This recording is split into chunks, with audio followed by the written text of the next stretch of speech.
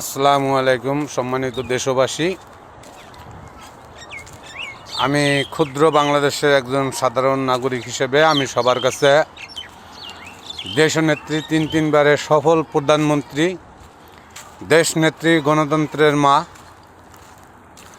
গণতন্ত্রের অভিভাবক বেগম খালেদা জিয়া, ওনার সুস্থতার জন্য দেশবাসীর কাছে দোয়া চাচ্ছি। ওনার জন্য সবাই দোয়া করবেন যাতে উনি সুস্থ হয়ে আবার আমাদের বাংলাদেশের গণতন্ত্রের জন্য উনি আবার হাল ধরতে পারে, আগামী জাতীয় সংসদ নির্বাচনে উনি অংশগ্রহণ করতে পারে। এই বলে আমি দেশবাসীর কাছে ওনার আরোগ্য মুক্তির জন্য দোয়া প্রার্থনা করছি। বাংলাদেশ জিন্দাবাদ।